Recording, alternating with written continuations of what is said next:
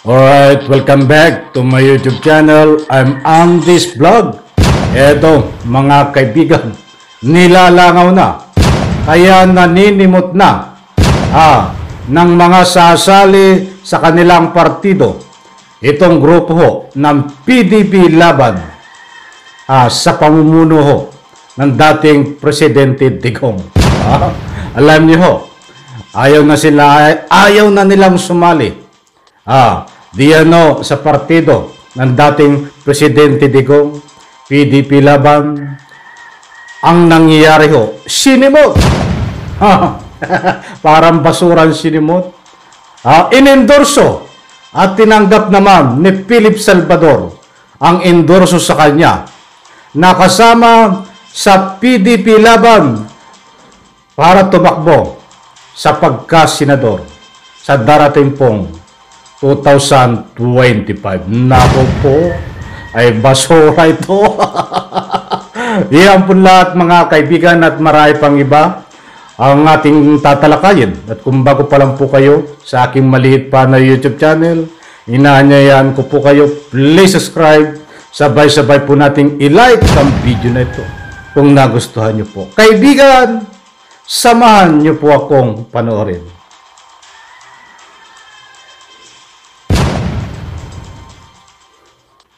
Tagal ko pong hinintay ito.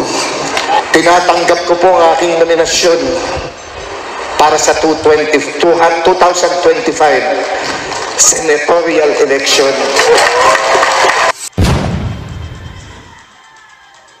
Inendorso ng PDP Laban ang 4 nilang miyembro para sa pagkasenador sa 2025. Kabilang dyan ang aktor na si Philip Salvador.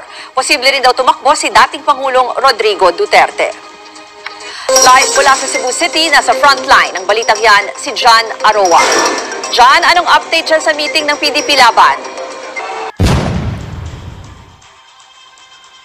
Ruth, tama ka nga, pasabog ang mga inanunsyo sa gabing ito ng PDP dito sa Cebu City kung saan 4 ang inendorso ng partido para tumakbong senador sa 2025.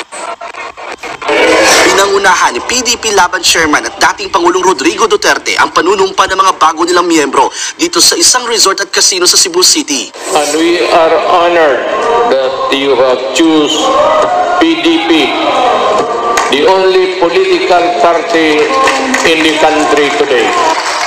Itinapat yan sa 42nd anniversary ng partido na dinaluhan ng higit 1,000 nitong miyembro. Kabilang dyan sina Senators Rubin Padilla, Francis Tolentino, Bongo at Ronald De La Rosa. Dito na rin inanunsyo ang muling pagtakbo sa Senado ni Tolentino, Go at De La Rosa. We expect all members of PDP to work hard for their re-election. Layon daw nilang 3 ang mapanatili ang pwersa ng PDP sa Senado at mapalakas pa ito. May pahapyaw pa nga si De La Rosa sa mga posible pa nila makasamang tumakbo sa pagkasenador, kabilang si dating Pangulong Duterte. I hope na sana the likes of Kuya Epi Salvador madagdag yan sa atin para lalakas tayo doon. At saka, baka mamaya magbagong isip ng ating party chairman pag hindi siya tinatamad.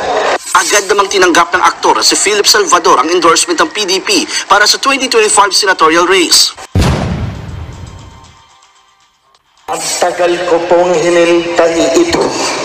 Tinatanggap ko po ang aking nominasyon para sa 2025 senatorial election.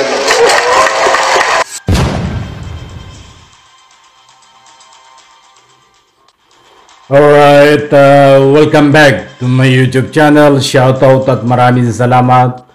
News 5, ipaintulot ho ang paggamit ng inyong video clips. Pwede po nating supportahan yan, News 5, kapag may pagkakataon po tayo. Eto, basura!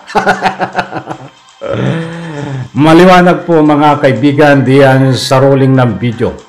Nandyan po si Robin Padilla, nandyan si Tolentino, nandyan si Senador Bato, nandyan ang pinuno nila ng partido na dating Presidente Digong at diretsahang inendorso itong si Philip Salvador At mabilis pa sa alas 4 na tinanggap naman ho ni Philip Salvador na pwede siyang tumakbo sa darating pong halalan 2025 sa pagka-senador. Naku po. Ay parang basurang pinulot, mga kaibigan, di ba? Muli kong ulitin, Senador Padilla, Senador Tolentino, Senador Bato, sino ba nandiyan? Yung senador lang po. Yan pong nabanggit kong mga senador. Yan po ay abogado, tagapagtanggol ni Kibuloy. At yan po ay mga senador ni Kibuloy. At ito pa, madadagdagan pa ang tagapagtanggol ni Kibuloy kung sakali ito po ay tatamain bilang senador, si Philip Salvador.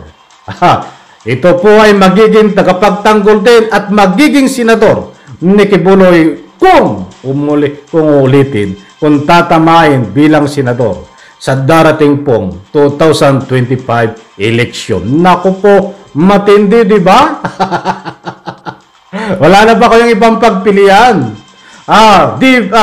PDP laban sa pamumuno po ni dating Presidente Digong. Mga kaibigan, kaunting balik tanaw nung kasagsagan po ng rally diyan po sa Bonifacio, at ito po ay parali ni Kibuloy. Pumunta ho diyan ng mga, nakalimutan ko pala, nandiyan pa si Senador Bongo, ang senador din ni Kibuloy.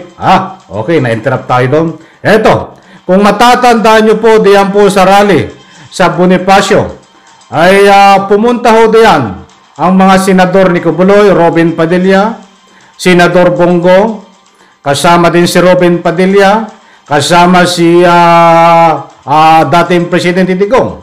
At nandun din po kabuntot, hindi humihiwalay, ito pong si Philip Salvador. Mga kaibigan, bakit po natin muling nasabihan, natalakay at nagbalik tanaw doon po sa rally sa Bonifacio, na parali ni Kibuloy, ay ito pong si Philip Salvador. Ay isa po itong tuta at tagapagtanggol din po. Dito po sa ikangapoy ni Kibuloy. Ay ano ang gagawin niya doon? Kung hindi niya pinagtatanggol si Kibuloy. Nasa taas po siya ng entablado. I'm very sorry, nabubulol ako. But anyway, I'm natural. No cut. Nasa taas ng entablado. Ito nga si Philip Salvador. Katabi si Presidente Digong na nagtatalumpati. Itong dating Presidente Digong. I'm very sorry, not Presidente. Dating Presidente Digong. Habang nagtatalumpati itong dating Presidente Digong, laban sa ating gobyerno at humihingi ng hustisya at patas. Natarato dito po kay Kibuloy. Alam niyo ang actress, ang sinang body language ni Philip Salvador. Yeah. Kuwang-kuwa, di ba? Tangunan-tango siya. Ibig sabihin, talagang sinusuportahan niya. Itong ika nga po ay pagpatalsik dito po sa dating Presidente Digong.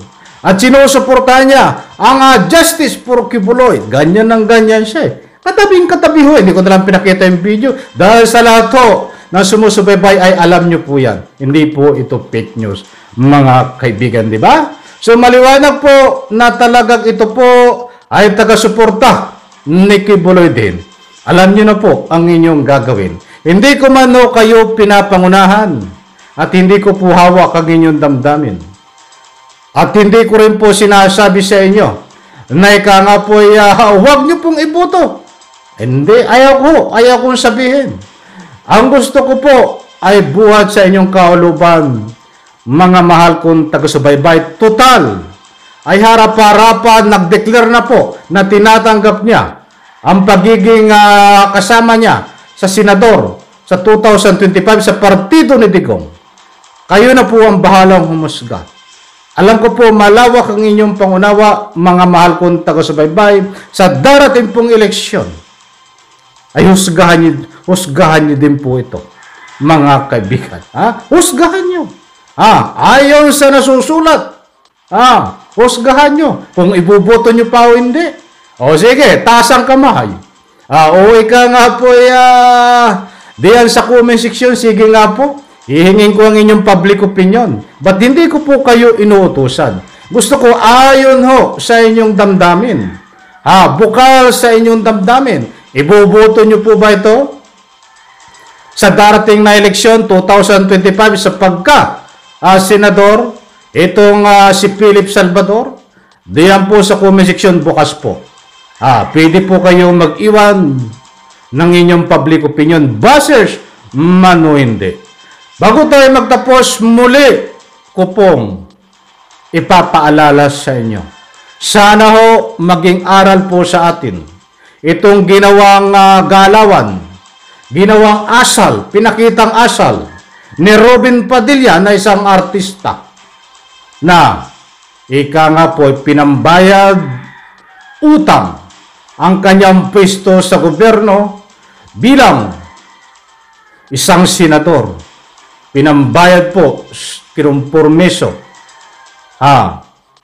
para lang po makabayad ng utang kay Kibuloy. Alam niyo na ho ang ibig kong sabihin, mga kaibigan. Hindi pa ho tayo dumadako sa background ni Philip Salvador, mga kaibigan.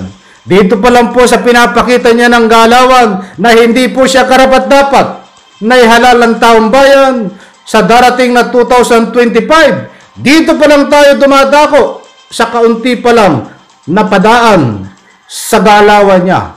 Tungkol dito si Kangapoy, pagtanggol niya, pagsuporta kay Kibuloy, para sa akin ho, basura ang tingin ko dito. Hindi po ito maasahan sa isang senador. Wala po ito, lalo na ho kapag ito ika nga ho ay tinama na isang senador. Ano ang gagawin ito sa Senado? Nandyan ho yan, nasa tabi ni Digong. Nandayan ho yan sa tabi ni Kibuloy. Nandayan ho magkakasama ni Robin Padilla. Nandiyan kasama ni Senador Bato.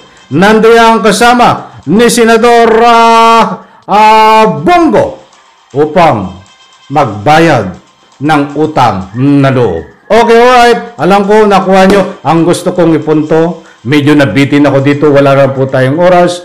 Maraming salamat po. Isang like lang po sa video na ito. At siyempre, punto de vista public opinion. Huwag niyo pong kalimutan kapag may pagkakataon po tayo. Bye-bye, palakpakan.